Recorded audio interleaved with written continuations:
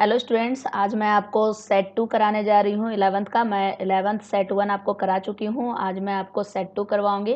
तो ये biology 11th set 2 के लिए जितने सारे मैं सेट 1 में बताई हूँ फीचर्स, जितने कैरेक्टर्स, जो भी उसके प्रोसेस है जो उसके लिए एग्ज़ाम के लिए, वो मैं पहले ही सेट में आपको समझा चुकी हूँ। फर्स्ट सेट में आपको मैं बता चुकी थी कि ये 35 क्वेश्चंस का आपका पेपर होगा, जो पूरे 1.5 घंटे का होगा, 1 आवर एंड 30 मिनट्स। तो ये सेम आपका एग्ज़ाम होने वाला है, उतने ही क्वेश्चंस का सेट 2 भी आपका है। तो सेट 2 में कितने सारे क्वेश्चंस क्या हैं, उसको मैं बहुत अच्छे तरीके से एक्सप्लेन करके समझाऊँगी। और उसमें कुछ ऐसे भी क्वेश्चंस हैं जिसमें कि और भी ज़्यादा एक्सप्लेनेशन चाहिए, उसके लिए मैं वीडियो अपलोड कर दी हूँ, वो वीडियो आप जा कर के देख लीजिए, ठीक है? तो यहाँ पे मैं मेनली आपको सॉल्यूशन समझाऊँगी, जितने सेट 2 के जितने सॉल्यूशंस हैं, जो 35 क्वेश्चंस हैं, उसके लिए कौन-सा सही आंसर होगा, मैं वो आपको बताऊँगी। बाकी यूट्यूब पे बहुत सारे ऐसे भी वीडियो अपलोड हैं जो कि मैं देखी, जिसमें बहुत सारे आंसर्स उसमें गलत किए हुए हैं, ठीक है?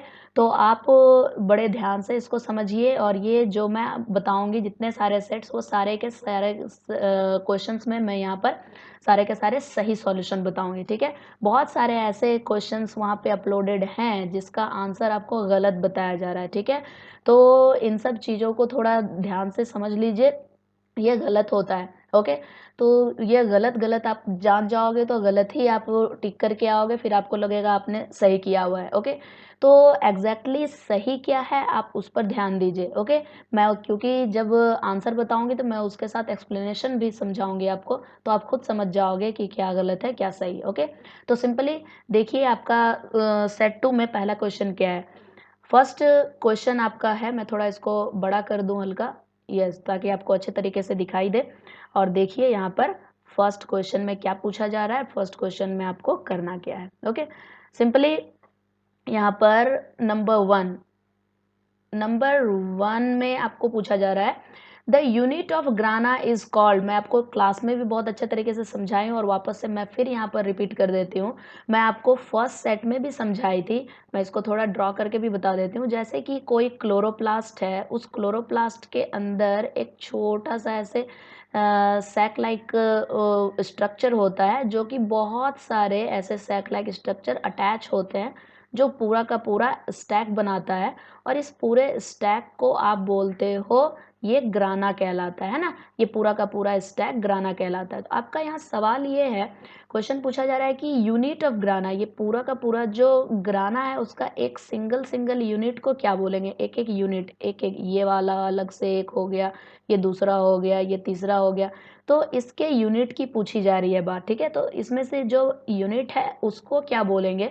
तो मैं फर्स्ट सेट में भी आपको समझाई थी। जो लोग फर्स्ट सेट नहीं देखे हो, जाकर फर्स्ट सेट जाकर देख लीजिए, और अच्छे तरीके से उसके भी सही सॉल्यूशन आप जानिए, ठीक है? बहुत सारे ऐसे वीडियोज़ अपलोडेड हैं जो कि गलत सॉल्यूशन भी बता रहे हैं, तो आप मेरी वीडियो जाकर देखिए, आपको सही सॉल्यूशन का पता लग जाएगा, ओके? तो यहाँ पर मैं आपको बताई थी फर्स्ट सेट में कि इसका जो यूनिट होता है, उस यूनिट को क्या बोलते हैं? थाइलाकॉइड बोलते हैं, ओके? तो यहाँ पर आपका ऑप्शन जो है ए, यहाँ राइट आंसर हो जाएगा, option A thylakoid, okay?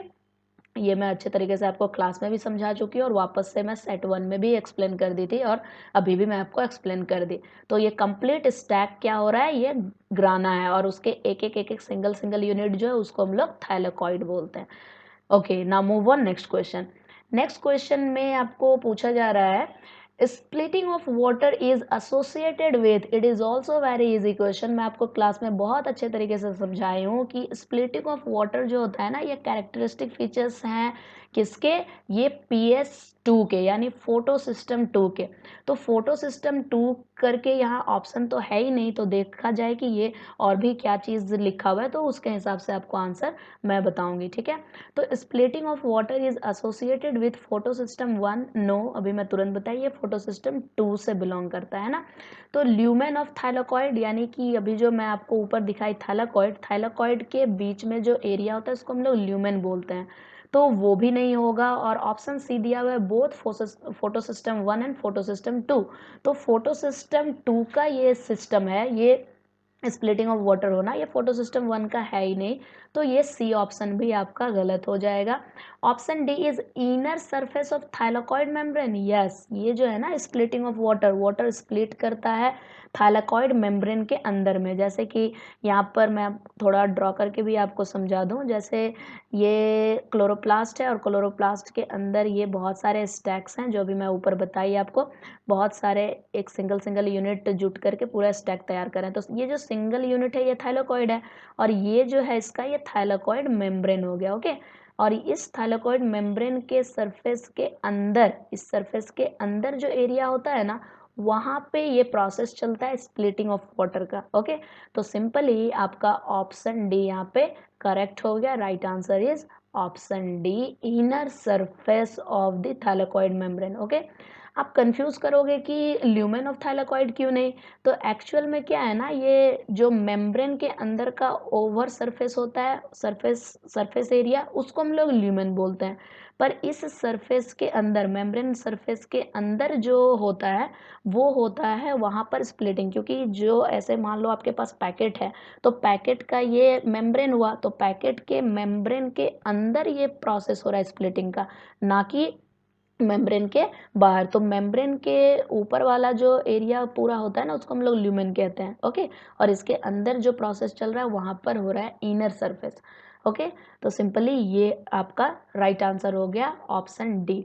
Now move on next question. Next question is, it is also very easy, ये बहुत आसान है, आपको क्लासेस में अच्छे तरीके से समझाया गया है। Dark reaction takes place in, dark reaction कहाँ पर होता है, ये मैं आपको बताई थी कि ये जो आप क्लोरोप्लास्ट बनाते हो, उस क्लोरोप्लास्ट में, ये मैं पूरे अच्छे तरीके से आपको सेट 1 के दौरान भी समझाई हूँ। जैसे ये क्लोरोप्लास्ट है, क्लोरोप्लास्ट के अंदर ग्राना है, ग्राना तो ऑलरेडी मैं अभी ड्रॉ करके कई बार बता दी। तो जहाँ पे ये ग्राना मीन्स जो बहुत सारे थाइलाकॉइड के पूरे स्टैक्स होते हैं, उसको हम लोग ग्राना कहते हैं। तो ये ग्राना एक ही नहीं होता, बहुत सारे ग्राना होते हैं, और उसके अलावा जो खाली स्पेस बच जाता है ना, जिसमें कि फ्लूइड भरा होता है, तो खाली स्पेस, ग्राना के अलावा जो खाली स्पेस होता है फ्लूइड भरा हुआ, वो एरिया स्ट्रोमा कहलाता है। ओके, ये खाली स्पेस जो है वो स्ट्रोमा कहलाता है।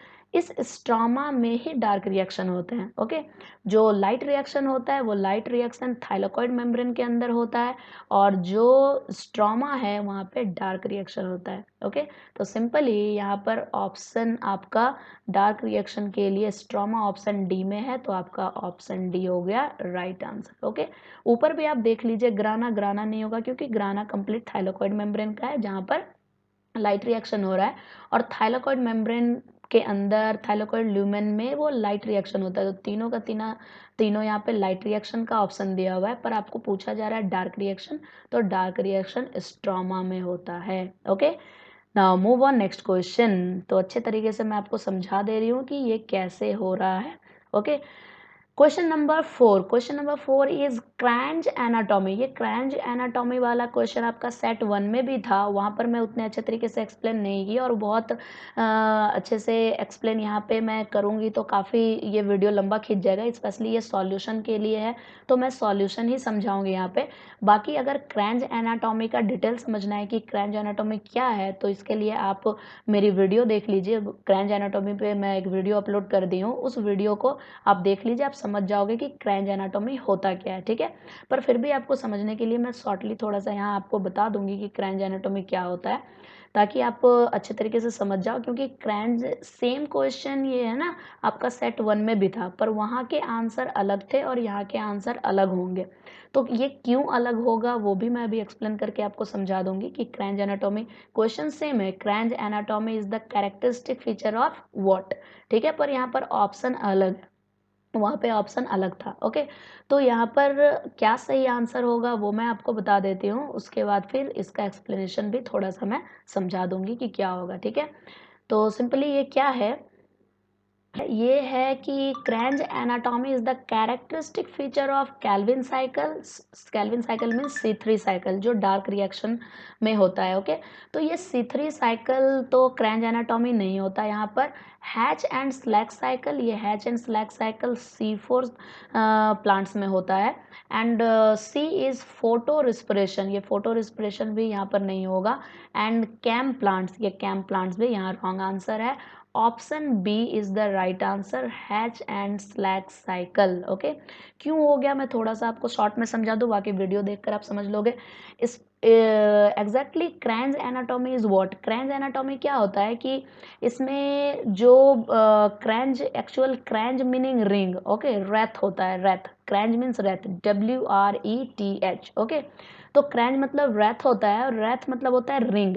तो जो प्लांट्स में रिंग्स सेंट्रली बने होते हैं, जिसमें बंडल्स होते हैं, mesophyll and bundles of vessels होते हैं, उसको हम लोग क्रैंज एनाटॉमी बोलते हैं। तो ऐसा एनाटॉमी आपको C4 प्लांट्स में देखने को मिलेगा और C4 प्लांट्स में ये फीचर्स होते हैं। तो यहाँ C4 प्लांट्स तो आपका ऑप्शन में है ही नहीं, तो इस वजह से, क्योंकि कैल्विन साइकिल जो है वो C3 साइकिल है, वो डार्क साइकिल है। और यहाँ पे फोटो रिस्पिरेशन की जहाँ तक बात है, फोटो रिस्पिरेशन तो लगभग सारे प्लांट्स में हो रहा है। और कैम यहाँ पे क्या है, कैम मीन्स होता है crassulacean acid metabolism. Okay, crassulacean acid metabolism.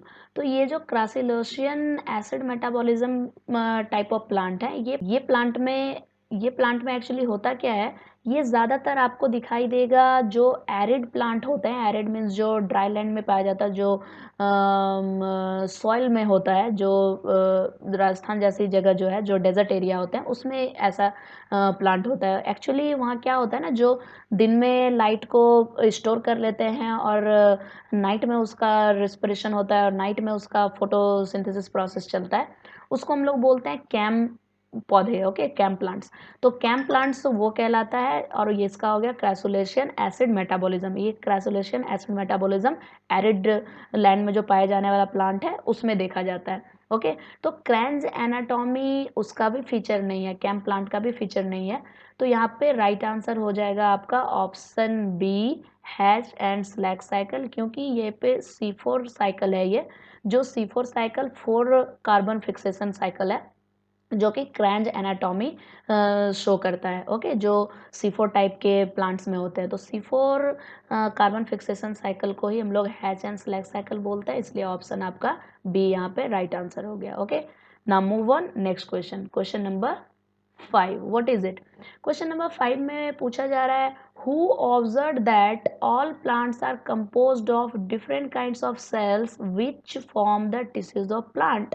आपको मैं क्लासेस में समझा चुकी हूँ कि जब सेल की डिस्कवरी हुई तो उस डिस्कवरी से लेकर के वो धीरे धीरे उस पर बहुत सारे रिसर्च हुए, बहुत सारे वर्क हुए। पहली बार जब उस पर डिस्कवर हुआ, सेल जब डिस्कवर हुआ, तो वो एक डेड सेल था, जो प्लांट सेल था, लेकिन वो डेड था, तो वो लिविंग सेल नहीं थे। तो उस पर जो वर्क हुआ वो पूरे डिटेल समझ में नहीं आई बात है। बाद में उस पर बहुत सारे साइंटिस्ट ने रिसर्च किया और रिसर्च करने के बाद उसमें बहुत सारी बातें सामने निकल के आई। तो उसी में आपको यहाँ एक क्वेश्चन दिया हुआ है कि who observe that all plants are composed of different kinds of sales.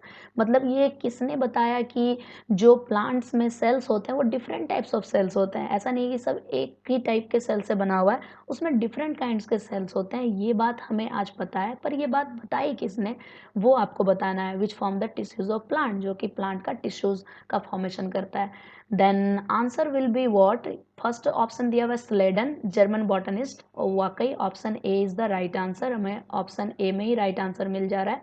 बाकी वैसे आप सारा ऑप्शन देख लीजिए ताकि आपको कन्फर्मली पता लग जाए कि वही है। तो option A Schleiden, option B Schwann, option C Rudolf Virchow and option D is Robert Brown. तो यहाँ पे तीनों का तीनों यहाँ पे गलत है, option A is the right answer. Option A ही यहाँ पर सही जवाब होगा, जो एक जर्मन बॉटनिस्ट थे। ठीक है, ये क्वेश्चन आपके एग्जाम में थोड़ा बदल के भी पूछा जा सकता है।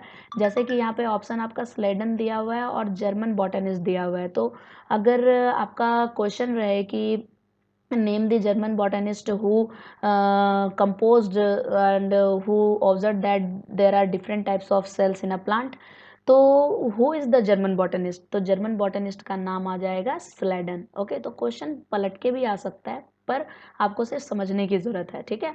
तो सिंपली जितने सेट में क्वेश्चंस हैं वो सारे सेट के क्वेश्चंस आप अच्छे तरीके से ध्यान से कर लेते हो तो वही आपके लिए बहुत है, उतना आपको समझ कर करना होगा। ये नहीं कि जो भी क्वेश्चंस हैं बस उसी तरह के सेम टू सेम आप क्वेश्चन का आंसर रट लिए, ऐसा नहीं होता। आप क्वेश्चन को समझ करके सॉल्व करिए ताकि उसी क्वेश्चन को दूसरे तरह से बदल करके भी पूछा जाए तो आप आंसर कर सको, ठीक है। तो मैं अभी बहुत अच्छे तरीके से एक्सप्लेन करके आपको सारी चीज़ समझा रही हूँ, ठीक है। तो यहाँ पे यही बात हो गई कि डिफरेंट टाइप्स ऑफ सेल्स के प्लांट बने होते हैं जिससे कि टिश्यूज़ बनता है प्लांट का। तो वो बात किसने बताई थी? तो ऑप्शन ए यहाँ पर हो गया स्लेडन, जो जर्मन बॉटनिस्ट हैं, ओके। जर्मनी के बॉटनिस्ट हैं वो, okay. Now move on next question, question number 6, what is it? Question number 6 में पूछा जा रहा है decomposition of organic nitrogen into ammonia is called. It is also very easy question, मैं बताई थी। जब ऑर्गेनिक मैटर का डिकम्पोजिशन होता है तो वो अमोनिया में कन्वर्ट होता है। जैसे कि कोई भी प्लांट ऑर्गेनिज्म है, जैसे कि कोई प्लांट ऑर्गेनिज्म है और उस प्लांट ऑर्गेनिज्म में कोई उसकी डेड पार्ट गिरती है लैंड पे, जैसे लीफ, ट्विग्स या कोई एनिमल का फिकल मैटर हुआ, यूरिन हुआ या एनिमल पूरा डेड बॉडी ही हुआ, तो जब वो लैंड पे जाता है तो वो डिकम्पोज होता है। तो वो ऑर्गेनिक मैटर है जो डिकम्पोज हो रहा है, जो अमोनिया में कन्वर्ट हो रहा है, ठीक है।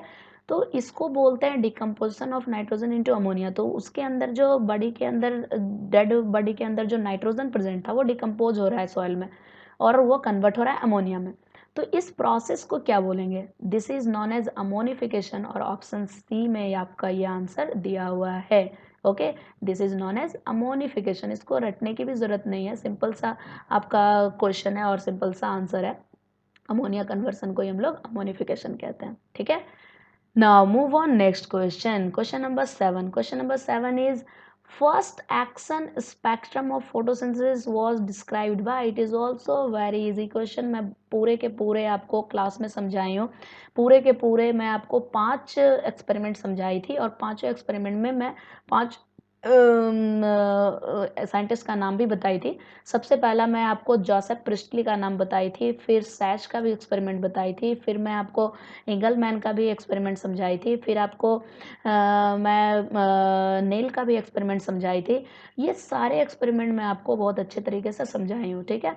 तो वही बात आपको यहाँ पर पूछी जा रही है कि स्पेक्ट्रम ऑफ फोटोसिंथेसिस, जो कि आप व्हाइट लाइट को प्रिज्म से पास कराते हो तो वो स्पेक्ट्रम फॉर्मेशन करता है, मीन्स 7 लाइट में वो स्प्लिट हो जाता है, डिस्पर्सन ऑफ लाइट होती है वहाँ पर, जो विवग्योर का फॉर्मेशन करता है। जिसमें कि विवग्योर फॉर्मेशन में इन्होंने बताया था ब्लू लाइट और रेड लाइट पे ज़्यादा फोटोसिंथेसिस होता है, जिसमें लाइट जो रेड लाइट होती है उस पर वो हाई अमाउंट में फोटोसिंथेसिस होता है। ये बात एक्सप्लेन करी थी किसने? तो यही आपको बताना है।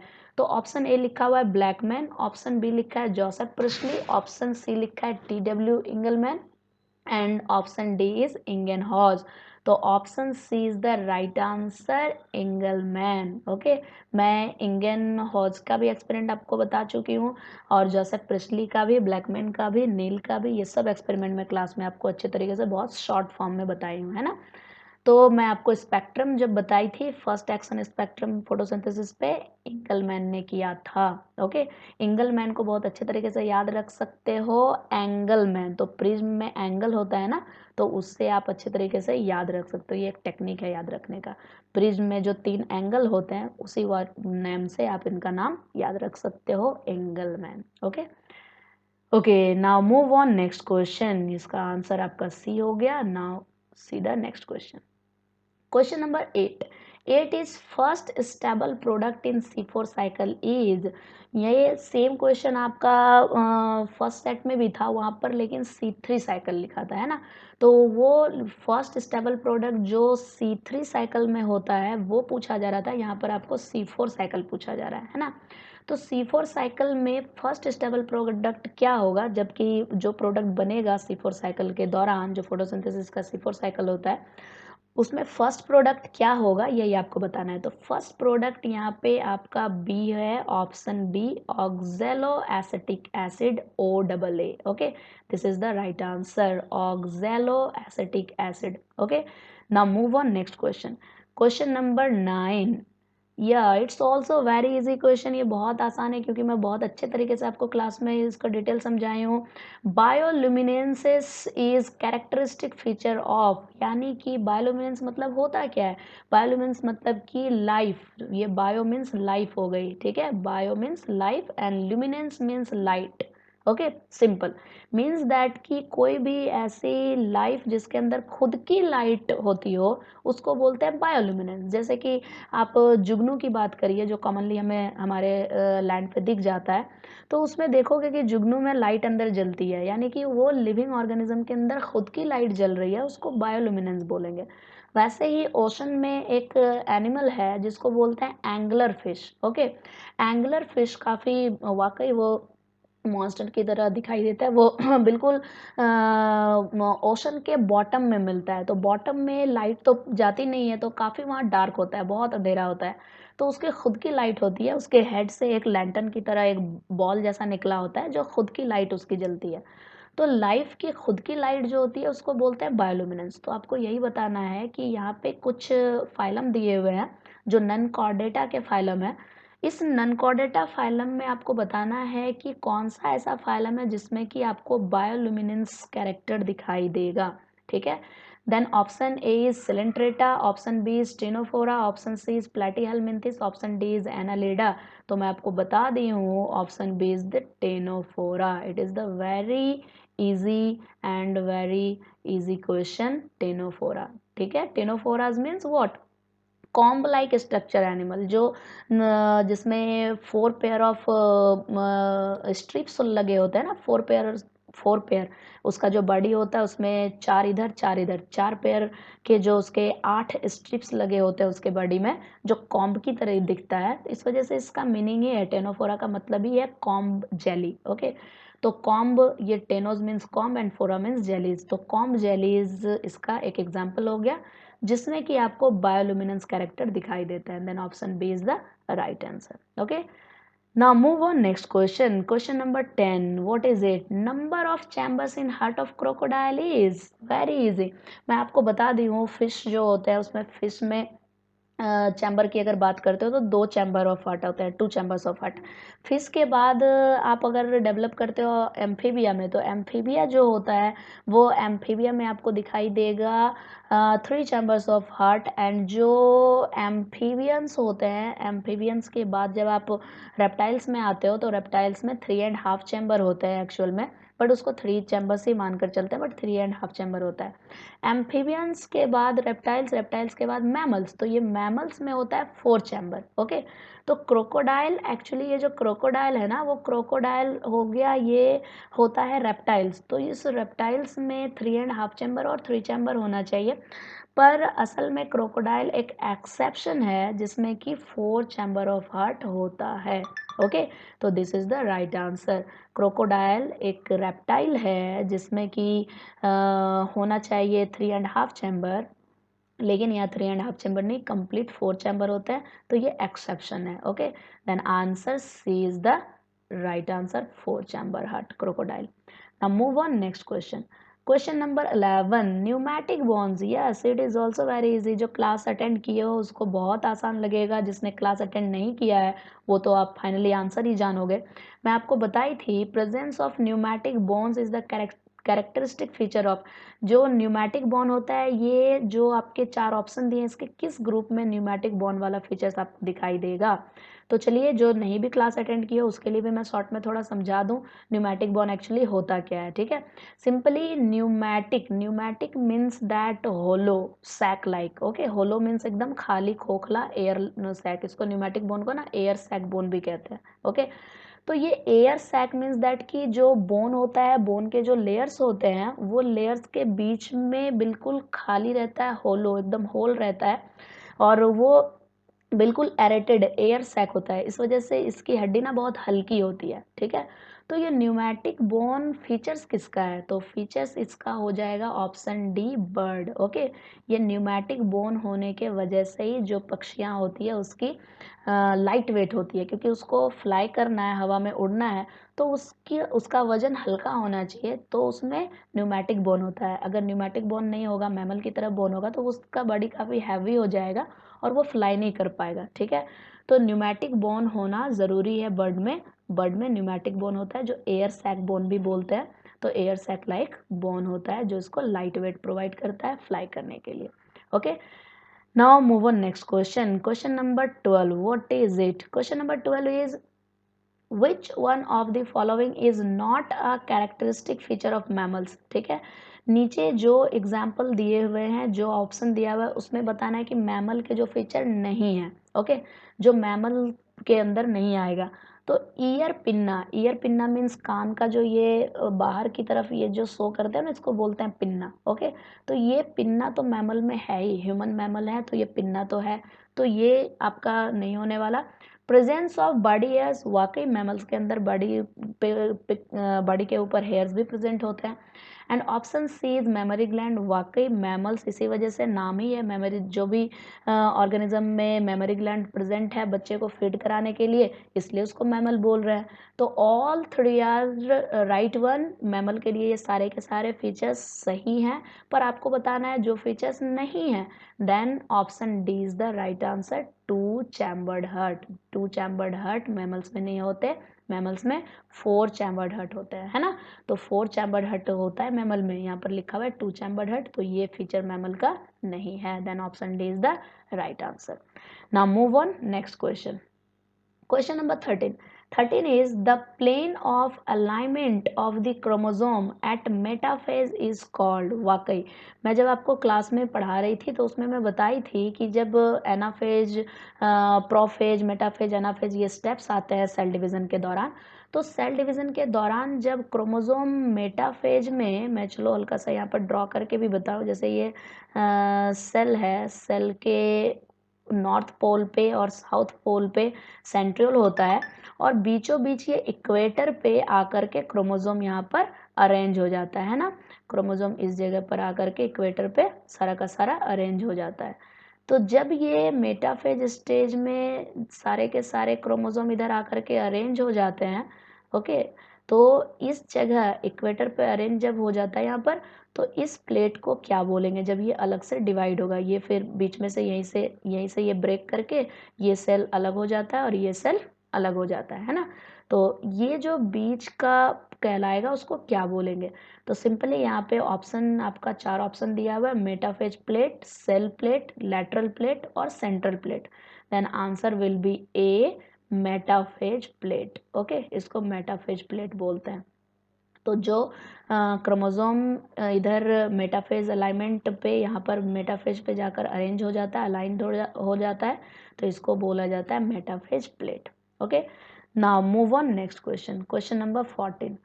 14 is formation of chiasmata takes place at. ये जो इस तरह के क्वेश्चंस आते हैं, इन सब जैसे काइजमेटा का फॉर्मेशन कहाँ पर होगा, क्रॉसिंग ओवर कहाँ पर होगा, तो ये सारे जो हैं वो मियोसिस के फेजेस हैं, और मियोसिस का स्टेप है, ये मियोसिस के फीचर्स हैं। तो मियोसिस वाले को आपको ये सब अलग से रटने की ज़रूरत नहीं है। आप एक बार जो मैं आपको डायग्राम प्रोवाइड की हूँ, वो सारा डायग्राम अगर आप एक बार देख लेते हो कि मियोसिस के फर्स्ट मियोसिस में कितने सारे फेजेस हैं, उस फेजेस में क्या विजिबिलिटी है, उसमें जो प्रोफेज 1 है वो काफ़ी लॉन्ग प्रोसेस है जिसके अंदर 5 स्टेप आपको फॉलो करने पड़ते हैं। ठीक है, तो उन सब फेजेस में क्या क्या डिफरेंसेस है, एक बार अगर ध्यान से सिर्फ उसको आप दिमाग में फीड कर लेते हो, तो फिर ये सब आपको अलग से रटने की ज़रूरत नहीं पड़ती। ठीक है, और मैं ये चीज़ आपको क्लास में कई बार समझा दी हूँ और आपको मैं ये फ़ोटोज़ भी सेंड कर दी हूँ। ओके, तो आप देखिए वो फोटोग्राफ जो डायग्राम में सेंड की हूँ उसको बड़े ध्यान से दिमाग में फीड कर लीजिए, फिर इस तरह के क्वेश्चन सॉल्व करने में कोई आपको परेशानी नहीं आएगी। ठीक है, तो सिंपल सी चीज़ है कि formation of chiasmata takes place at, chiasmata actually बोलते किसको हैं, पहले ये आपको पता होना चाहिए, फिर पता लग जाएगा कि कौन से स्टेप में ये दिखाई देगा। तो मैं आपको क्लासेस में बताई थी और वापस से फिर मैं बता दूं कि जब कोई मियोसिस डिवीज़न हो रहा होता है तो सेल मेम्ब्रेन के अंदर जो क्रोमोसोम होता है वो क्रोमोसोम पैंकिटिन स्टेज में, पैकिटिन एक स्टेज आती है प्रोफेज 1 में, तो वो पैकेटिन में जो ये क्रोमोसोम होता है ना, मैं इसको थोड़ा बाहर करके ड्रॉ कर देती हूँ ताकि आपको अच्छे से समझ आएगा सेल मेम्ब्रेन से बाहर। जैसे कि ये क्रोमोसोम है ना, तो ये क्रोमोसोम में सेंट्रोमियर से ये टेट्राड फॉर्मेशन में ये जुड़ा होता है, और उसके नीचे भी अरेंज होता है अदर क्रोमोसोम। तो उस क्रोमोसोम में आपको सेट 1 में भी ये चीज़ मैं ड्रॉ करके समझाई हूँ, जिसमें कि बाहर की तरफ जो ये क्रोमोसोम है इसको हम लोग सिस्टर क्रोमैटिड बोलते हैं, और भीतर की तरफ ये अंदर की तरफ ये दोनों जो है इसी को हम लोग नन सिस्टर क्रोमैटिड बोलते हैं। तो नन सिस्टर क्रोमैटिड के बीच में क्रॉसिंग ओवर होता है, मीन्स इसका जो क्रोमैटिड है और इसका जो क्रोमैटिड है वो ओवरलैप कर जाता है यूँ, ओके। जैसे इस तरीके से है तो वो इस तरीके से ओवरलैप कर जाता है। तो जब ये ओवरलैप इस तरह से कर जाता है ना, तो ये जो क्रॉस किया, इस क्रॉस के जगह पे, इस जगह पे ये वाला, यहाँ पर ये क्रॉस होने के बाद जिस जगह पे क्रॉस कर रहा है उस जगह को हम लोग काइज़मा कहते हैं, उसी को काइज़मेटा भी कहा जाता है, ठीक है। तो जब नन सिस्टर क्रोमैटिड यहाँ पर ऐसे क्रॉस हो जाएगा तो क्रॉस के जगह पे हम लोग काइज़मेटा कहते हैं। तो क्रॉसिंग ओवर, जो एक क्रॉस ओवर होना शुरू हो जाता है वो पैकेटिन में ही होना शुरू हो जाता है, पर ये कंप्लीट काइज़मेटा का फॉर्मेशन कब होता है, वो हो जाता है नेक्स्ट स्टेप डिप्लोटिन में, ओके। तो इसको मैं बता दूं, तो ऑप्शन डी यहाँ पे डिप्लोटिन राइट आंसर हो गया, ओके। तो काइज़मेटा क्या होता है वो भी समझ गए, और काइज़मेटा का फॉर्मेशन कौन से स्टेप में होगा वो भी समझ गए। तो मियोसिस प्रोफेज 1 में जो डिप्लोटिन स्टेज आएगा उसमें आपको देखने को मिलेगा। Then option D is the right answer, diplotene, okay. Now move on next question. Question number 15, what is it? Question number 15. Question number 15 is proteinous constituent of enzyme is called, आपके set 1 में पूछा गया था none proteins constituent, और यहाँ पर पूछा जा रहा है proteins constituent of enzyme. Enzyme के जो नन प्रोटीनस कंस्टिट्यूएंट होते हैं उसको हम लोग कोफैक्टर बोलते हैं, पर अब पूछा जा रहा है आपको प्रोटीनस कंस्टिट्यूएंट, जो प्रोटीनस एंजाइम का प्रोटीनस पार्ट है उसको क्या बोलेंगे। Then option B is the right answer, उसको एपो एंजाइम कहा जाता है, ओके। इसमें समझाने वाली जैसी कोई चीज़ नहीं है, मैं आपको बता दी कि एंजाइम में जो भी एंजाइम जो एक कैटलिस्ट की तरह काम कर रहा है, बहुत सारे बायोमोलिक्यूल्स रिएक्शन में बायो फंक्शन करने के लिए, बायो रिएक्शन करने के लिए बहुत सारे चीज़ में इसकी ज़रूरत होती है। तो ये एक कैटलिस्ट की तरह जो फंक्शन कर रहा है एंजाइम, वो एंजाइम में प्रोटीनस पार्ट भी होते हैं और नन प्रोटीनस पार्ट भी होते हैं। तो नन प्रोटीनस को कोफैक्टर कहते हैं, और जो प्रोटीनस पार्ट होते हैं उसको हम लोग एपो एंजाइम कहते हैं। Then answer will be apoenzyme, ठीक है। Now move on next question, question number 16, what is it. 16 is inhibition of succinic dehydrogenase by malonate is an example of, what is it। Simply यहाँ क्या है ना, succinic dehydrogenase ये एक तरह का एंजाइम है, जो एंजाइम क्या करता है ना, एक सक्सिनेट नाम का हमारे अंदर मॉलिक्यूल है, उस सक्सिनेट मॉलिक्यूल को ये एंजाइम रिड्यूस करके उसको ब्रेक करके कन्वर्ट करता है फ्यूरामेट में, ठीक है। तो जब ये चीज़ सक्सिनेट को फ्यूरानेट में कन्वर्सन का प्रोसेस जो होता है वो सक्सिनिक डिहाइड्रोजनेज के हेल्प से होता है, ओके। तो ये जब होता है ना, तो असल में इसका जो सक्सिनेट डिहाइड्रोजनेज का इन्हिबिशन होगा, वो इन्हिबिशन मेलानोइट के द्वारा किया जाता है। तो ये किसका एग्जाम्पल है वही पूछा जा रहा है। तो ऑप्शन यहाँ पे दिया हुआ है competitive inhibition, contact inhibition, inhibition and exhibition. तो ऑप्शन ए यहाँ पे राइट आंसर हो जाएगा, competitive inhibition, okay, it is right answer. तो ये कॉम्पिटिटिव इनहिबिशन कैसे हो जाएगा ये मैं अभी सिर्फ थोड़ा बोलकर समझा देती हूँ, पर मैं एग्जैक्टली इसको इसका जो वीडियो मैं अपलोड की हूँ आप वो वीडियो जाकर देख लीजिए तो आपको सही से समझ आ जाएगा। ये तो सॉल्यूशन के लिए है, तो मैं यहाँ पर तो सिर्फ सॉल्यूशन ही समझाऊंगी, पूरा एक्सप्लेन करूँगी तो काफ़ी लंबा वीडियो हो जाएगा। तो सिंपली मैं शॉर्ट में बता देती हूँ एग्जैक्टली क्या है ना, कॉम्पिटिटिव इनहिबिशन जो, 1 सेकेंड,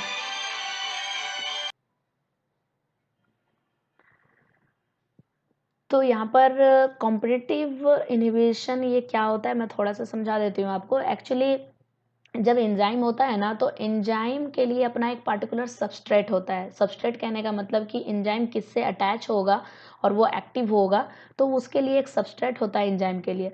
तो वो सबस्ट्रेट की तरह ही अगर कोई और भी दूसरा मॉलिक्यूल है जो उसका सबस्ट्रेट है नहीं, सिर्फ उसकी तरह दिख रहा है, तो वो भी उससे बाइंड करने की कोशिश करता है। तो ये एक कॉम्पिटिटिव इन्हिबिशन हो गया, मतलब कि वो पहचाना कंपटीशन हो गया कि उसके उस सबस्ट्रेट के साथ बाइंड करेगा कि ये इसका जो खुद का सबस्ट्रेट है उसके साथ बाइंड करेगा।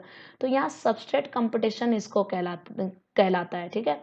तो वही क्वेश्चन आपको पूछा जा रहा है कि इनहिबिशन ऑफ सक्सिनिक डिहाइड्रोजिनेज। तो ये सक्सिनिक डिहाइड्रोजिनेज का इनहिबिशन जो होता है वो कंपिटिटिव टाइप होता है, कंपिटिटिव इनहिबिशन। तो इस वजह से ये ऑप्शन ए राइट आंसर हो गया। इस चीज़ को बहुत अच्छे तरीके से तब समझ पाओगे जो मैं वीडियो आपको अपलोड की हूँ वो जाकर आप देख लीजिए तब, ठीक है, क्योंकि उसमें बहुत अच्छे तरीके से मैं ड्रॉ करके और बताई हूँ कि एक्चुअली वहाँ पर है क्या, तब आप उसको समझ पाओगे। यहाँ तो मैं सिर्फ आपको शॉर्ट में बता दे रही हूँ कि ये सॉल्यूशन क्लास है, ठीक है। तो चलिए आगे देखा जाए। Question number 17, what is it? Question number 17 is which of the following statement is incorrect. तो इसमें से जितने 4 के 4 ऑप्शन दिए हुए हैं उसमें से कौन सा गलत है वो आपको बताना है, ठीक है। तो जो इनकरेक्ट स्टेटमेंट है वो स्टेटमेंट पढ़कर ही पता लगेगा।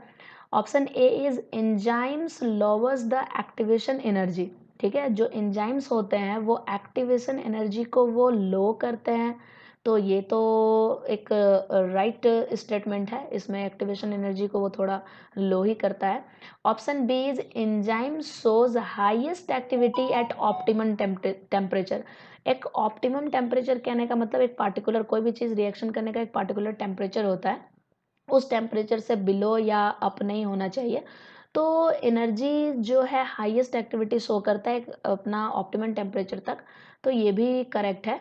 एंड को enzyme is a kind of को फैक्टर, यस को एंजाइम को फैक्टर के ही टाइप्स हैं। Option D is enzymes louvers the rate of reaction. जो एंजाइम्स होता है वो रिएक्शन के रेट को लो करता है। नो, ये इनकरेक्ट स्टेटमेंट है, क्योंकि जो भी एंजाइम्स होते हैं वो रेट ऑफ रिएक्शन को हाई करते हैं, क्योंकि एंजाइम के वजह से ही रिएक्शन हो पाता है और वो रिएक्शन रेट को हाई करता है ना कि लो करता है। तो ये इनकरेक्ट स्टेटमेंट हो गया option D, okay, is the right answer. Now move on next question, question number 18, what is it? Question number 18 is splitting of water during photosynthesis takes place at, वो कौन से टाइम में splitting of water होता है ये आपको पूछा जा रहा है। तो अभी तो मैं तुरंत ही बताई आपको कि स्प्लिटिंग ऑफ वाटर फोटोसिस्टम 2 में होता है, okay. Then option B is the right answer, photosystem 2, okay.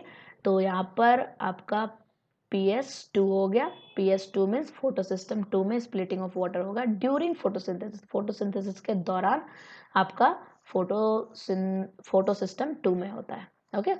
Now move on next question, question number 19, 19 is C3 cycle is also known as. ये तो मैं आपको क्लास में बहुत अच्छे तरीके से बताई थी और क्लास में मैं बता भी दी थी कि ये बहुत इंपॉर्टेंट क्वेश्चन है। और देखिए आपके सामने ये क्वेश्चन आ गया। C3 साइकिल को ही हम लोग कैल्विन साइकिल बोलते हैं, जो कि डार्क रिएक्शन है, ठीक है। तो ये आपका ऑप्शन यहाँ पर कैल्विन साइकिल ए में ही दिया हुआ है, तो option A is the right answer, Calvin cycle. C3 cycle is also known as Calvin cycle, जो डार्क साइकिल है यानी डार्क रिएक्शन का पार्ट है। Now move on next question. Question number 20. 20 is law of limiting factor was proposed by. Law of limiting factor किसने दिया है? Actually law of limiting factor होता क्या है? जब कोई रिएक्शन हो रहा होता है, मीन्स जो फोटोसिंथेसिस के टाइम में जितने सारे फैक्टर वर्क करते हैं उसमें कुछ फैक्टर काफ़ी लिमिटेड हो जाता है, मीन्स उसके जो असर होते हैं वो काफ़ी लो हो जाता है, तो अपना अपना उसका फैक्टर का प्रोसेस कम हो जाता है। मीन्स दी फोटोसिंथेसिस प्रोसेस के दौरान जितने सारे फैक्टर्स वर्क करते हैं उसमें एंजाइम का जो फंक्शन हो रहा है, उसमें जो और भी मॉलिक्यूल्स का फंक्शन हो रहा है, सारे मॉलिक्यूल्स के अपने फंक्शन होते हैं, तो उसका एक लिमिटेशन होता है। तो ये भी एक नियम है कि ऐसा होता है। तो ये लॉ ऑफ लिमिटिंग फैक्टर, जो भी फैक्टर्स हैं उसका लिमिटिंग फैक्टर का नियम ये किसने दिया था वही आपको पूछा जा रहा है। तो option A is Joseph Priestley, Engelmann, Kelvin, option D is Blackman, then option D is the right answer, option D Blackman. Blackman ने ये बात बताई थी, means law of limiting factor वाली बात ब्लैकमैन ने बताई थी, तो option D is the right answer. ना move on. Question number 21 is five kingdom classification was proposed by, it's very easy question. मैं आपको शुरू में ही बताई थी, जब क्वेश्चन आपका जब पढ़ाई शुरू हो रही थी उस वक्त पहली ही क्लास में मैं समझाई थी कि जितने सारे ऑर्गेनिज्म इस लैंड पे हैं उसको मोस्टली पहले दो किंगडम में डिवाइड किया गया था, जो कार्लोस लिनेस ने डिवाइड किया था, Plantae kingdom and Animalia kingdom, है ना। लेकिन बाद में 1969 में एक साइंटिस्ट आए, उन्होंने बोला सारे ऑर्गेनिज्म को, लैंड पे जितने लिविंग ऑर्गेनिज्म है उसको सिर्फ दो पार्ट में डिवाइड नहीं किया जा सकता, उसको 5 पार्ट में डिवाइड करना पड़ेगा। और यही हो गया फाइव किंगडम क्लासिफिकेशन, जिसमें उन्होंने बोला था first kingdom is Monera, then Protista, Fungi, Plantae and Animalia, ये 5 किंगडम था। तो ये पांचों किंगडम का क्लासिफिकेशन जिन्होंने किया 1969 में, उनका नाम है R.H. Whittaker. Then option B is the Whittaker, option B is the right answer. Okay, तो 21 का बी हो गया right answer, R.H. Whittaker. Now move on next question. Question number 22, cell wall of fungi is made up of, it's also very easy. मैं सब बताई थी आपको कि जो फंजाई के सेल वॉल होते हैं, प्लांट के सेल वॉल होते हैं, बैक्टीरिया के सेल वॉल होते हैं, तो वो सारे प्लांट के सेल वॉल किससे बने होते हैं, सेल्यूलोज के बने होते हैं या पेक्टिनेज के भी बने होते हैं। जो बैक्टीरिया का सेल वॉल होता है वो पेप्टिडोग्लाइकन्स का बना होता है, ये सब मैं आपको क्लास में समझाई हूँ। उसी में मैं फंजाई का भी बताई थी कि फंजाई का जो सेल वॉल होता है वो किसका बना होता है। तो ये आपका हो गया ऑप्शन ए चिटिन लिखा हुआ है, means chitin, option B is cellulose, option C is lignin and option D is cuticle. Then option A is the right answer, chitin. Fungi का जो सेल वॉल होता है वो काइटिन का बना होता है। Okay, now move on next question. Question number 23 is deuteromycetes, deuteromycetes is the class of fungi. Fungi के टोटल 4 क्लास है, मैं आपको क्लास में बताई थी। उसमें एस्कोमाइसिट, फाइकोमाइसिट, बेसिडोमाइसिट एंड ड्यूटेरोमाइसिट, ये 4 क्लास में आपको बताई थी, जिसमें ये ड्यूटेरोमाइसिट को हम लोग कॉमनली क्या कहते हैं वो पूछा जा रहा है। Deuteromycete is commonly known as what, imperfect fungi. Yes, A is the right answer, आपका आंसर ए में ही मिल गया। इसको इम्परफेक्ट फंजाई बोलते हैं। ओके, अगर इसी को क्वेश्चन बदल करके पूछा जाए बेसिडोमाइसिट इज कॉमनली नोन एज, तो ऑप्शन बी हो जाएगा परफेक्ट फंजाई, उसको परफेक्ट फंजाई बोलते हैं। ओके, मशरूम इज अ बेसिडोमाइसिट, और सैक फंजाई, ये सैक फंजाई भी होता है, सैक फंजाई जिसको कि हम लोग फाइकोमाइसिट को सैक फंजाई बोलते हैं। तो deuteromycete is imperfect fungi. Okay, this is the right answer. Okay, now move on next question.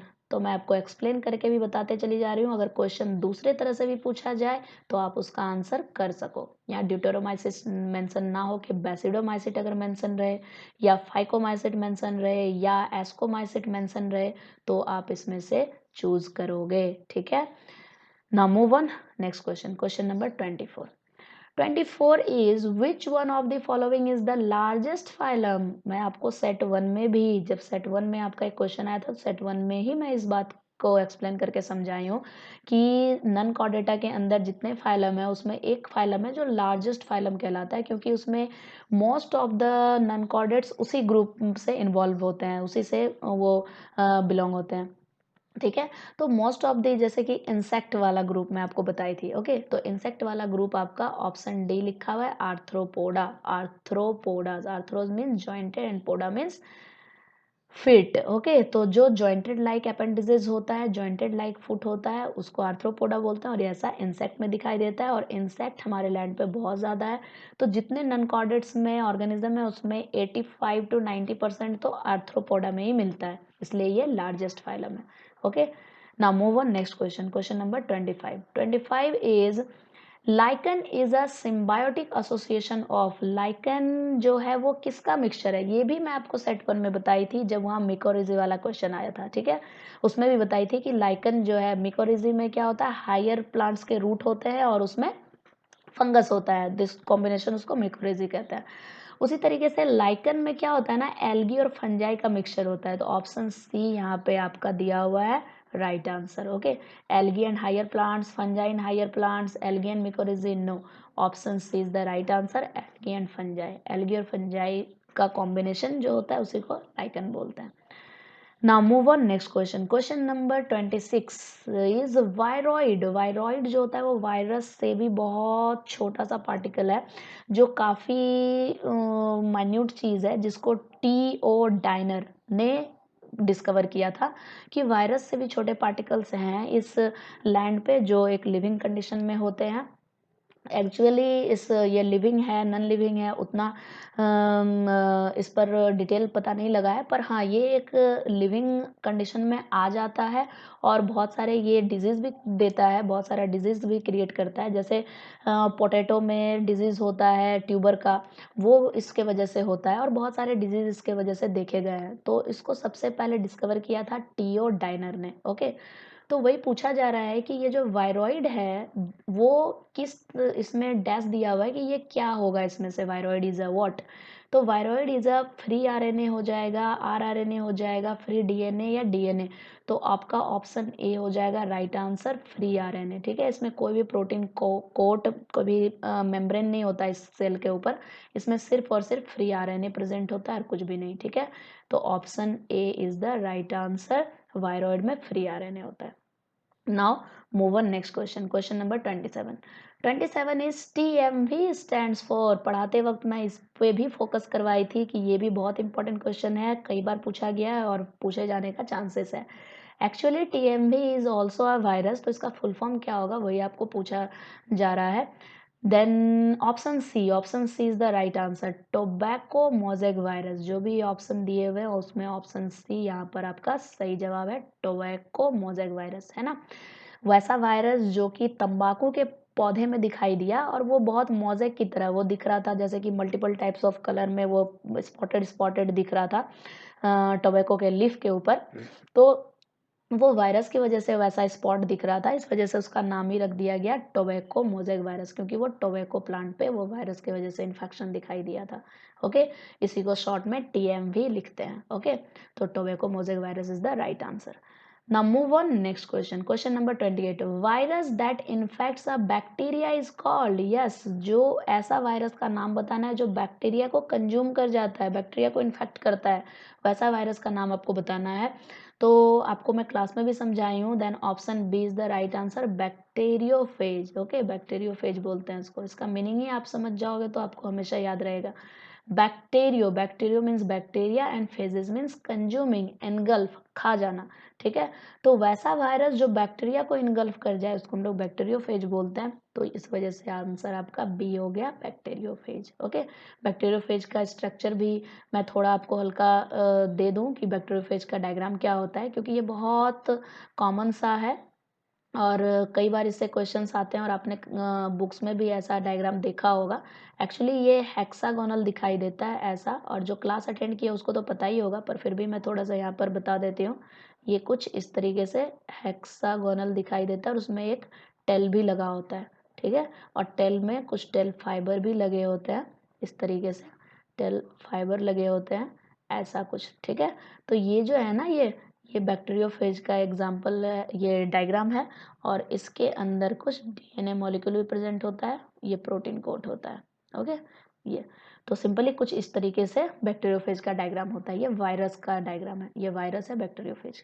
Okay, तो now move on next question. Question number 29। चलिए 29 देखा जाए, तो ये चीजें हो गई। Question number 29 is what?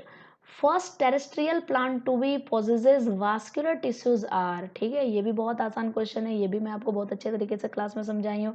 जो फर्स्ट टेरेस्ट्रियल प्लांट होंगे, टेरेस्ट्रियल प्लांट्स मीन्स व्हाट, जो जमीन पे मिलने वाले पौधे होते हैं। एक्वेटिक प्लांट मीन्स व्हाट, जो पानी में मिलने वाले पौधे होते हैं।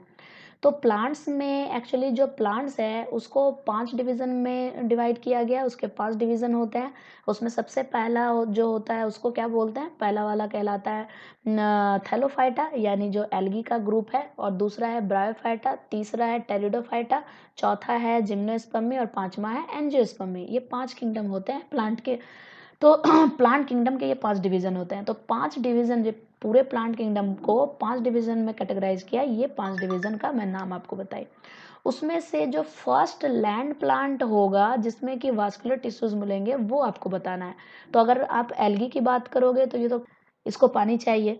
और सेकंड वाला जो ग्रुप मैं बताई ब्रायोफाइटा, ब्रायोफाइटा भी वो डैम्प प्लेस में और मॉइस्चराइज्ड प्लेस में ही जनरेट होगा, तो ये भी, इसको भी मॉइस्चर चाहिए, तो ये भी टेरेस्ट्रियल नहीं है, वो भी ज़मीन पर नहीं है। And third one is pteridophyta. Pteridophyta जो है वो फर्स्ट लैंड प्लांट कहलाता है, वही है जो सबसे पहले लैंड पे आता है और उसी में वेसल्स प्रेजेंट होते हैं, जो कि पूरे बॉडी में उसका वेसल जाता है। जेलम और फिलोम वेसल्स की बात हो रही है, तो जेलम और फिलोम वेसल्स उसमें प्रेजेंट होता है, जो वाटर को सॉइल से एब्जॉर्ब करके अदर पार्ट्स में पहुंचाता है। ठीक है, तो ऐसा टेरिडोफाइटा में होता है। बाकी ब्रायोफाइटा और एल्गी में ऐसा नहीं होता, उसमें कोई वेसल्स नहीं होते। ठीक है, तो टेरिडोफाइटा के ऊपर फिर जिम्नोस्पर्म में आओगे, एंजियोस्पर्म में आओगे, सब में मिलेगा।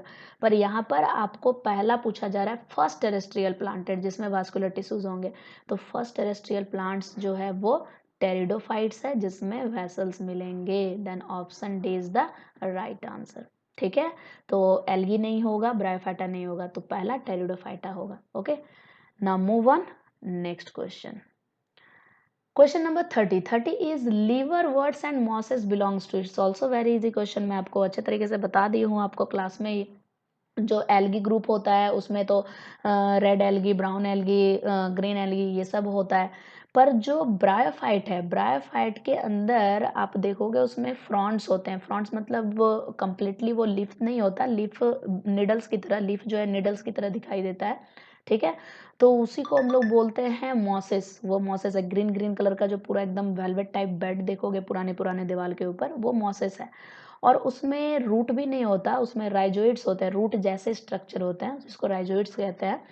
हाइफी भी उसका शॉर्ट, ये हाइफी कहलाता है। तो उसमें फ्रॉन्ट्स और राइजोइड्स होते हैं, रूट नहीं होता, तो वो भी कम्प्लीटली लैंड प्लांट नहीं है जिसमें रूट हो, मतलब डिफरेंट पार्ट्स उसमें प्रेजेंट नहीं है। ओके, तो उसी के अंदर लीवरवर्ट्स और मॉसेस आते हैं, ब्रायोफाइटा। तो ऑप्शन ए में ही ब्रायोफाइटा दिया हुआ है, तो option A is the right answer, Bryophyta. Okay, gymnospermae तो वेल कॉम्प्लिकेटेड और वेल कॉम्प्लेक्स ट्रीज में हो जाता है, ये कन्वर्ट प्लांट है, ट्रीज है। एंजियोस्पर्म भी प्लांट है, ट्रीज है, कॉम्प्लिकेटेड, इसमें बहुत सारे सिस्टमेटिक्स डेवलप्ड हो चुके हैं, सिस्टम्स हैं। टेरिडोफाइटा फर्स्ट लैंड प्लांट है, पहली बार वो लैंड पे कन्वर्ट हुआ है। वो सारा का सारा जो एल्गी है और ब्रायोफाइटा है, ये वाटर में ही था, पर वाटर से थोड़ा हटकर सबसे पहला जो डेवलप्ड प्लांट है वो टेरिडोफाइटा है, तो ये भी नहीं होगा। मॉसेस और लीवरवर्ट होता है ब्रायोफाइटा के example. Okay, now move on next question, question number 31, what is it? 31 is an organism that completely lacks cell wall। ठीक है, एक ऐसा ऑर्गेनिज्म जिसमें सेल वॉल होता ही नहीं, वो आपको यहाँ चूज करना है। तो प्रोटिस्ट में आपका सेल वॉल होगा। यस, प्रोटिस्ट में बहुत सारे ऑर्गेनिज्म है जिसमें सेल वॉल प्रेजेंट होता है। मिकोरेजी में भी सेल वॉल होता है। Mycoplasma, yes, option C is the right answer. Mycoplasma एक ऐसा बैक्टीरियल टाइप ऑर्गेनिज्म है जो कि जिसके ऊपर आपको सेल वॉल नहीं मिलेगा। ठीक है, बैक्टीरिया में सेल वॉल होते हैं, पर मिकोप्लाज्मा एक बैक्टीरियल लाइक सेल ही है, पर उसमें सेल वॉल नहीं होता। Then option C is the right answer, mycoplasma. Diatoms जो होते हैं उसमें भी सेल वॉल होता है, तो सेल वॉल सी में नहीं होगा। Now move on next question. Question number 32, what is it? Blue green algae is a, मैं आपको क्लास में बहुत अच्छे तरीके से बताई हूँ कि ये क्वेश्चन बहुत इंपॉर्टेंट है, कई बार पूछा जाता है और ये पूछा जाता है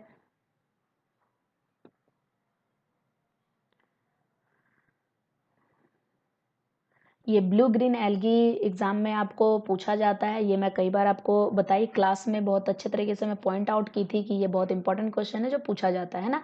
ब्लू ग्रीन एल्गी को ही साइनोबैक्टीरिया कहते हैं। ये क्वेश्चन भी दो तरीके से आप समझ लीजिए कि ब्लू ग्रीन एल्गी को साइनोबैक्टीरिया कहते हैं और ये बैक्टीरिया है। ओके, ना कि ये कोई एल्गी है। Blue green algae, okay, cyanobacteria भी इसको बोलते हैं। तो क्वेश्चन अगर वहाँ पलट के पूछा जाए साइनोबैक्टीरिया इज डैश, तो भी आप वहाँ पे सॉल्व कर सकोगे। ओके, तो blue green algae is bacteria, then option C is the right answer, bacteria. ये बैक्टीरिया राइट आंसर हो जाएगा। ठीक है, तो ये हो गया बैक्टीरिया। ये एल्गी, फंजाई और वायरस नहीं है, ये बैक्टीरिया है, ये साइनोबैक्टीरिया है। Okay, now move on next question. Question number 33 is an extra chromosomal circular DNA is called as. जो क्रोमोसोमल डीएनए, जो डीएनए होता है, जो सर्कुलर डीएनए, यानी सर्कुलर डीएनए जो होता है वो आपको प्रोकैरियोटिक सेल में मिलेगा जो बैक्टीरियल सेल है, ठीक है। तो बैक्टीरियल सेल में आपको सर्कुलर डीएनए मिलेगा। उस सर्कुलर डीएनए के ऊपर जो एक्स्ट्रा क्रोमोसोमल लेयर्स होता है, वो एक्स्ट्रा क्रोमोसोमल पार्ट होता है, उसको बोलते क्या है? तो option A is plasmid, option B is cosmid, phagemid and desmids. तो यहाँ पर ऑप्शन ए हो जाएगा प्लाज्मिड। ओके, जो एक्स्ट्रा क्रोमोसोमल सर्कुलर डीएनए होता है उसको हम लोग प्लाज्मिड कहते हैं। Now move on next question. Question number 34. What is it? 34 is subunits of 70s ribosome is, ये तो मैं सेट 1 में ही आपको बता दी थी कि अगर आपका क्वेश्चन 70s का रहा या 80s का रहा तो आप कैसे सॉल्व करोगे, जबकि आपके सेट 1 में क्वेश्चन था 80s वाला, है ना। सेम क्वेश्चन, सिर्फ वहाँ पर लिखा हुआ था 80s। जो 80s सब यूनिट के राइबोसोम होंगे तो उसका सब यूनिट क्या होगा, जो 80s का राइबोसोम है उसका सब यूनिट क्या होगा, छोटी वाली यूनिट कितने की होगी और बड़ी वाली यूनिट कितने की होगी, ये पूछा गया था। तो उसी समय मैं 70s वाला भी एक्सप्लेन कर दी थी, ठीक है। तो आपको ज़रूर याद होगा, और याद नहीं है तो आप वीडियो जाकर देखिए वापस से, फिर भी मैं यहाँ एक बार आपको बता दूँ। तो जो 70s वाला राइबोसोम होता है वो आपको प्रोकैरियोटिक टाइप ऑफ सेल के न्यूक्लियस में मिलेगा, और वो जो उसके यूनिट होते हैं, छोटी वाली यूनिट जो होती है 70s की, वो होती है कितनी की, 30s की, और जो बड़ी वाली यूनिट होती है वो होती है 50s की। तो 30s एंड 50s वाला यूनिट ये लिखा हुआ है ऑप्शन ए में। Option A is the right answer. बड़ी वाली यूनिट हो गई 50s की, छोटी वाली यूनिट हो गई 30s की, और दोनों ऐड करके हो जाता है 70s। क्यों? क्योंकि ये जो बड़ी वाली यूनिट और छोटी वाली यूनिट, ये बड़ी वाली राइबोसोम की यूनिट और छोटी वाली राइबोसोम की यूनिट जब अटैच होती है तो इसमें 10 यूनिट जो होता है ना वो हाइड हो जाता है, ओके, छिप जाता है, ओवरलैप कर जाता है। तो कंप्लीट जब ऊपर से नीचे तक पूरा मेजर करोगे तो ये पूरा का पूरा 70s का ही ये निकल कर सामने आएगा, ठीक है। ये 70s दिखेगा, जबकि ये ऊपर वाला 50s का है और नीचे वाला जो है वो 30s का है। तो सिंपली जो 70s की यूनिट होती है उसमें सब यूनिट 50s और 30s की होती है। Then option A is the right answer. Now move on next question. Question number, let me move again. Yeah. Okay. Question number 35. 35 is splitting of water during photosynthesis is associated with which of the following mineral? पूछा जा रहा है कि splitting of water, जब photosynthesis के दौरान water split होता है तो स्प्लिट करने के टाइम में कौन से मिनरल्स का यहाँ रोल होता है, कौन सा मिनरल इसको कराने में हेल्प करता है, ठीक है। Then option A is the molybdenum, copper, boron and manganese. Option D is the manganese. Manganese जो होते हैं मिनरल, मैंगनीज मिनरल के वजह से स्प्लिटिंग ऑफ वाटर हो पाता है फोटोसिंथेसिस के दौरान PS2 में, यानी फोटो सिस्टम 2 में। Okay, this is about set 2। तो सेट 2 में बहुत अच्छे तरीके से एक्सप्लेन करके आपको समझा दी। बहुत अच्छे तरीके से अगर समझ आ गया है तो लाइक बटन हिट करिए, अभी तक सब्सक्राइब नहीं किया हो तो सब्सक्राइब करिए, और नोटिफिकेशन बेल जरूर प्रेस कर लीजिए, क्योंकि जब मैं सेट 3 अपलोड करूँगी तो उसका नोटिफिकेशन आपको मिल जाए और आप उसको देख सको एक्सप्लेनेशन के साथ। ओके, चलिए, अगर आपके फ्रेंड्स को पता नहीं तो आप अपने दोस्तों के साथ भी इसको शेयर कर लीजिए, ताकि उनको भी सही आंसर पता लग सके कि एग्जैक्टली ये सही आंसर क्या होगा। ओके, तो आज के लिए इतना ही रहने दीजिए। मैं सेट 3 भी अपलोड करूँगी, उसके लिए आप सब्सक्राइब करके और बेल बटन जरूर प्रेस कर लीजिए। ओके।